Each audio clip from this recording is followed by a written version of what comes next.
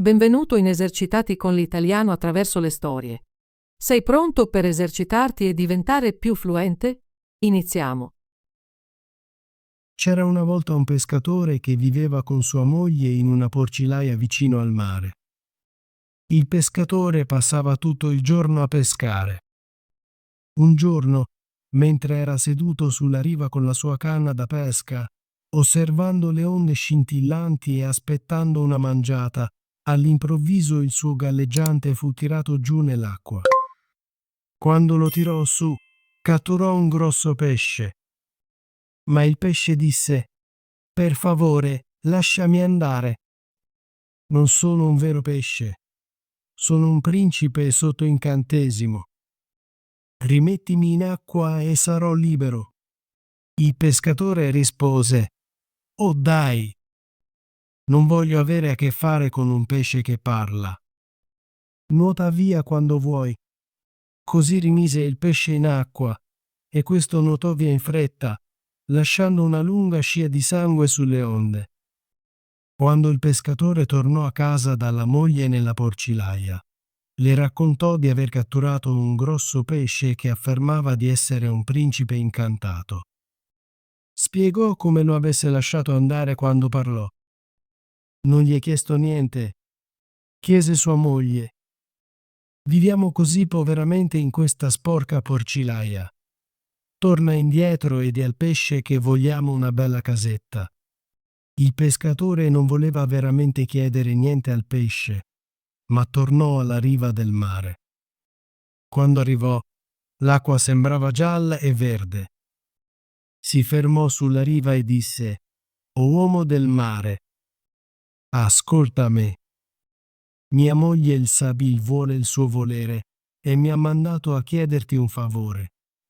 Allora il pesce nuotò verso di lui e chiese: «Cosa vuole?» Il pescatore rispose: «Mia moglie dice che quando ti ho catturato avrei dovuto chiedere qualcosa. Non le piace più vivere nella porcilaia e vuole una bella casetta».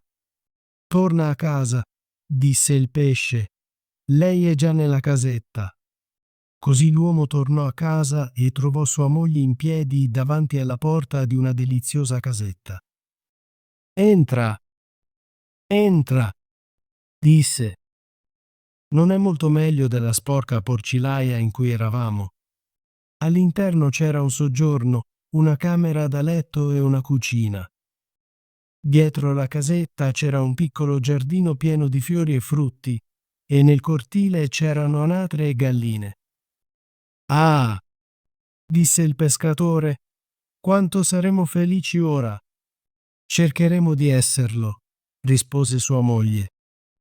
Tutto andò bene per una settimana o due, ma poi Dame il Sabil disse: «Marito, non c'è abbastanza spazio per noi in questa casetta.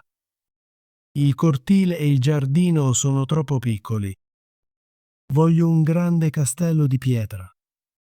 Torna dal pesce e di che ci dia un castello». «Moglie», disse il pescatore, «non voglio tornare da lui. Potrebbe arrabbiarsi. Dovremmo essere felici con questa bella casetta». «Non sense», disse sua moglie, «lo farà volentieri, lo so. Vai e prova». Il pescatore andò, ma si sentiva triste. Quando arrivò al mare, appariva scuro e cupo, anche se era calmo. Si fermò sulla riva e disse: «O uomo del mare, ascolta me. Mia moglie il Sabil vuole il suo volere e mi ha mandato a chiederti un favore». «Cosa vuole adesso?» chiese il pesce. «Oh», disse l'uomo triste, «mia moglie vuole vivere in un castello di pietra». «Torna a casa», disse il pesce, «lei è già al cancello». Così il pescatore si affrettò a tornare a casa e vide sua moglie in piedi davanti al cancello di un grande castello. «Guarda», disse, «non è magnifico?» Insieme entrarono nel castello e trovarono molti servitori all'interno. Le stanze erano piene di mobili belli e tavoli dorati.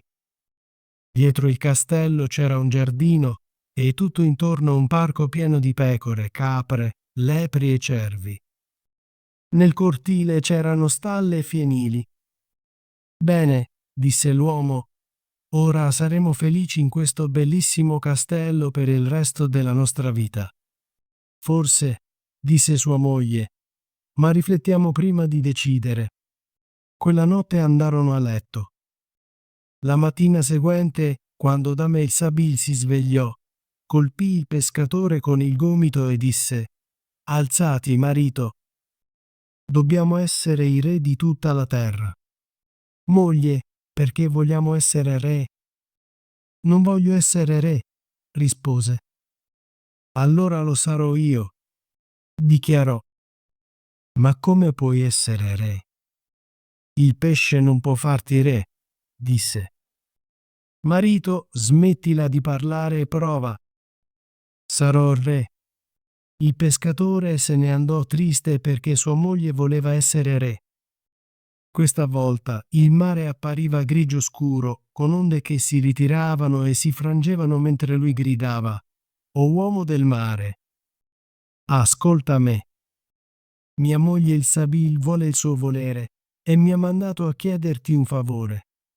Cosa vuole adesso? Chiese il pesce. Oh, disse il pescatore, mia moglie vuole essere re. Torna a casa, disse il pesce, lei è già re. Il pescatore tornò a casa e vide sua moglie seduta su un trono d'oro con una corona in testa.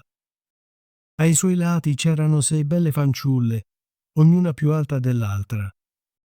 Bene, moglie, disse, sei re? Sì, rispose, io sono re. Il pescatore la guardò e disse: Che meravigliosa cosa è essere re. Ora non ci mancherà nulla. Non ne sono così sicura, rispose lei. Io sono re, ma comincio a stancarmi di questo. Penso di voler essere imperatrice. Oh, moglie! Perché vuoi essere imperatrice? Chiese il pescatore. Marito, vai dal pesce. Dico che voglio essere imperatrice. Oh, moglie! Il pesce non può fare un'imperatrice. Non voglio chiederglielo, disse. Io sono re, disse il Sabil, e tu sei il mio servitore, quindi vai subito. Il pescatore non ebbe altra scelta che andare brontolando mentre camminava. Questo non finirà bene. È troppo da chiedere. Il pesce si stancherà di questo e poi ci pentiremo. Presto raggiunse la riva del mare, dove l'acqua era nera e fangosa, e una terribile tempesta soffiava sulle onde. Si avvicinò il più possibile all'acqua e disse: O uomo del mare, ascolta me. Mia moglie il Sabil vuole il suo volere e mi ha mandato a chiederti un favore. Cosa vuole adesso? Chiese il pesce. Oh, disse il pescatore, vuole essere imperatrice. Torna a casa, disse il pesce. Lei è già imperatrice. Così tornò a casa e vide sua moglie il Sabil seduta su un trono molto alto fatto di puro oro. Aveva una corona alta 2 metri e accanto a lei c'erano le sue guardie e attendenti, ognuno più basso dell'altro, da un gigante a un nano.